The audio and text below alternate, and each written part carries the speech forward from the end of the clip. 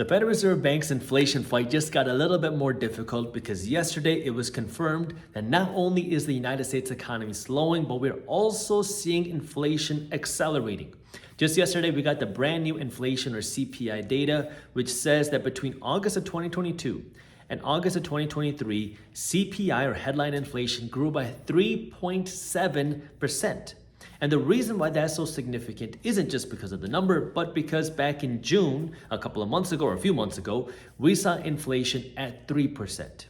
By July, inflation rose to 3.2%. And then in August, we saw inflation rise to 3.7%.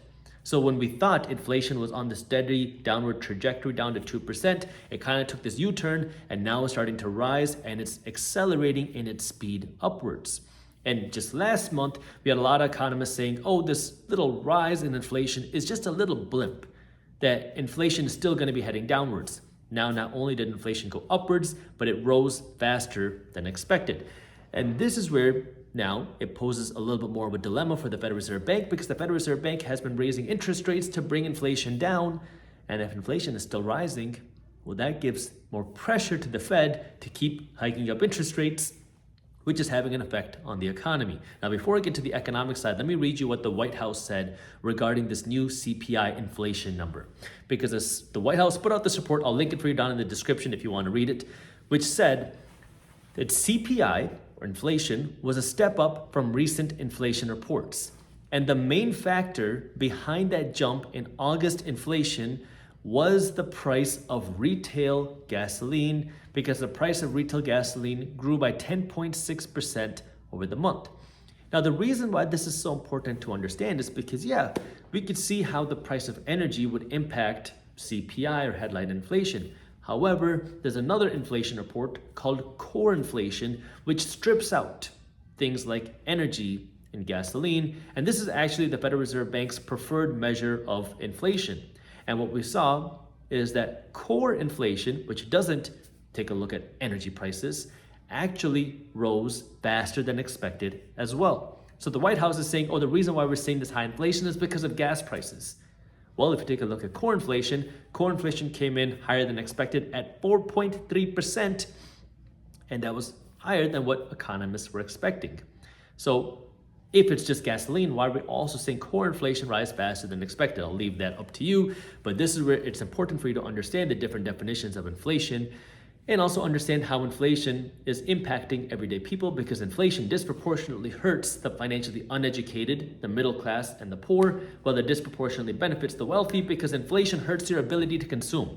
Inflation means if you want to go to the grocery store, if you want to buy a home, or if you want to go out and buy a vacation, it's going to cost you more dollars. Which means if you're a consumer, which everybody is a consumer, rich people, middle class people, poor people, everybody's a consumer. However, it benefits asset owners, because if you are an investor and you own an asset which sells products, you're able to sell the product for more money, which is why it's important to be financially educated and why inflation hurts so many Americans, because most Americans are not investors, which hopefully we can work to change that. But the reason why this is so important today is because we're also seeing a big shift happen in the economy. Now, we've been covering this in Market Briefs. Market Briefs is my free financial newsletter. If you have not joined Market Briefs yet, it is a daily newsletter that breaks down what's happening in the economy, the housing market, the stock market, the global economy, crypto, interest rates. If you have not joined Market Briefs yet, well, it's free, and I got the link for you down in the description below, where you can also go to briefs.co/market. That's briefs.co/market. Now, if we take a look at what's going on in the economy, what we've been seeing happen is that unemployment levels have been slowly trickling upwards. Currently, we're seeing unemployment at right around 3.8%. And again, why does this matter? Because just a few months ago, unemployment was hovering at around 3.4%. So we're seeing unemployment start to rise. The Federal Reserve Bank has come out and said that they are expecting unemployment to go up to around 4.4%, which means that more than 1 million Americans would have to go out and lose their jobs for unemployment to go up to that number. Now, to be completely fair, 3.8% unemployment is still historically very low unemployment. However, we are seeing a changing landscape in the economy. Many Americans are now facing this struggling ability to continue affording their lifestyle. And it's getting more difficult now, particularly not just because of inflation, not just because people are digging into their savings, not just because people are getting closer to maxing out their credit cards, but also because now we're seeing student loans restart. So you have a lot of Americans that have already been struggling because of inflation, because they've been digging into their savings, because more and more people have been racking up debt on their credit cards. But now you also have the restarting of credit cards, which is why you have a lot of people saying that, well, it looks like in the middle part of 2024, a lot of Americans are going to lose the ability to continue spending at a certain rate, which means Americans will be forced to cut back because they're not going to continue being able to spend because they're going to be maxed out on their credit cards and they're going to be close to depleting all of their savings. Now, the reason why that's important to understand is because, well, we live in a spending-based economy. The more money you spend, the more money somebody else makes. And if Americans have to spend less money in order to pay back their debt, you would think that that's good. Because, I mean, it's good if you're paying back your debt and investing your money for your personal wealth. But for the economy, it's not so good. For the economy, it's good when you go out and you spend all of your money. For the economy, it's good when you go out and you spend all of your money on your credit card and you max out your credit card because that means the economy is booming. When you go to Chipotle, when you go to Gucci, when you go to Lululemon and you max out your credit card and you keep spending, you keep the economy moving. But that hurts your personal financial situation. And what we have been seeing happen over the last number of years is there's been a ton of spending.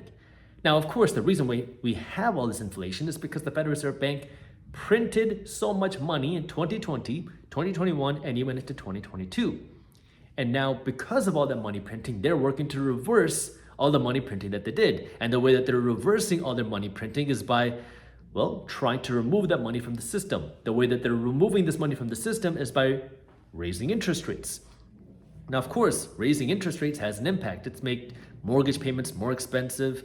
If you're going on and getting a new home, if you want to go out and refinance, it's more expensive. If you want to go out and get a car and you want to finance your car, which I don't recommend you do, it makes that more expensive. If you're a business and you want to go out and borrow money, that makes that more expensive. If you are the government and you have national debt, which, well, our government has a lot of that, it makes that debt more expensive.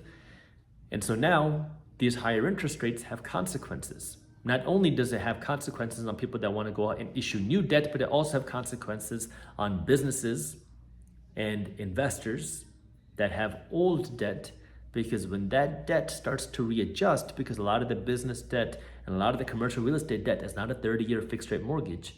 We have a lot of debt that's readjusting in the next 24 months. When that debt starts to readjust, and it readjusts at higher interest rates or double the interest rate that you originally had it at, that means your payments are going to be rising very quickly as well. Now, generally, when your payments are rising, that's okay because you can pass that cost on to your consumers. However, we are in a weird time where consumers are struggling. Consumers can't keep spending more money. And so if you can't keep growing your revenues and you have higher expenses, that starts to pose a bigger dilemma. So you can start to see why the Federal Reserve Bank now is stuck in the middle. Because on one hand, they want to cool down inflation. On the second hand, they don't want to break the economy. But if you let inflation get out of control, then inflation can start to accelerate a lot faster, and that can really hurt the economy, because if people don't have the ability to spend and inflation starts to become even hotter, well, now the Federal Reserve Bank has a much bigger problem to deal with. We know how to deal with a recession. We've dealt with that many times, but we have not dealt very often with inflation crises. Dealing with an inflation crisis is significantly worse, and that's what the Federal Reserve Bank is working to avoid. So now, here we are in this situation. The Federal Reserve Bank is going to be meeting in the end of September. And the whole consensus was essentially the Federal Reserve Bank is not going to be raising interest rates because the economy is slowing down. We're seeing a rise in unemployment levels, and we've already seen interest rates rise so aggressively. But now there is a whole wrench thrown at that, which is inflation is rising.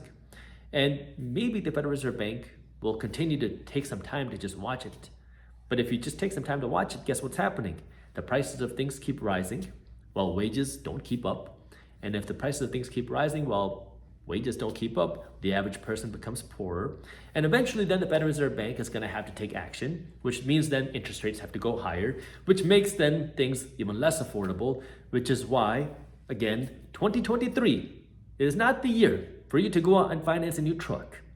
2023 is the year for you to get financially smart, because this is the year now for you to start understanding how the economic system works, because we have a lot of red flags in the economy, and this is the year for you to start getting prepared, meaning put some cash aside not only to protect you against an emergency, but put some cash aside to be able to capitalize on opportunities that might come your way, because, well, if you have all these red flags out there, there's a chance that we could see more economic pain at some point in the future. Who knows when, but if we do see that economic pain, that also means asset prices could also go on sale, and that can benefit savvy investors who are, again, financially educated and prepared, which is why I want you to use this time to not only understand what's happening, but also start to build that preparedness.